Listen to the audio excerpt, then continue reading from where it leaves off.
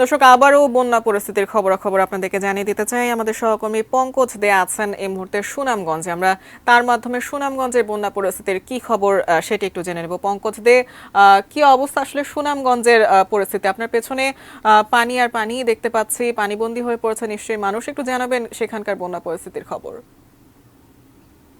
জাকিয়া, আমি যেখানে দাঁড়িয়ে আছি সেটি হচ্ছে সুনামগঞ্জ শহরের কালীপুর আবাসিক এলাকা। এখানে আমরা যেখানে দাঁড়িয়ে আছি সেখানে প্রায় হাঁটু সমান পানি, এবং এখানকার সবগুলো বাড়িতে আমরা এসে জিজ্ঞেস করেছি যে এখানকার আবাসিক এলাকার সবাই বলেছেন যে সবার ঘরে এখনও হাঁটু সমান পানি। যেটি হয়েছে, পানি কমছে একেবারেই ধীর গতিতে পানি কমায় দুর্ভোগ আরও বেড়েছে।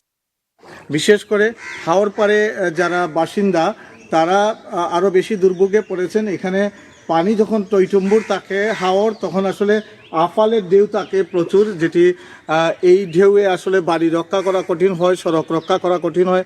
ইতিমধ্যে গত 4 দিনে যেটি হয়েছে যে সুনামগঞ্জের প্রায় 20 কিলোমিটার কাঁচা সড়ক একেবারে বিলীন হয়ে গেছে। এলজিডি নির্বাহী প্রকৌশলী কিছুক্ষণ আগে আমাকে যেটি জানিয়েছেন, তিনি বলেছেন যে আরও বেশি তারা আপাতত সেটি বলছেন, কিন্তু এই পরিমাণ 100 কিলোমিটারেরও বেশি হতে পারে যে কাঁচা সড়ক একেবারে বিলীন হয়ে গেছে। সড়ক ও জনপথের নির্বাহী প্রকৌশলী বলেছেন যে তারা 10 কিলোমিটারের মতো সড়ক তারা একেবারেই নষ্ট হয়ে গেছে, এবং এটি মেরামত করতে 70 থেকে 80 কোটি টাকা খরচ হবে।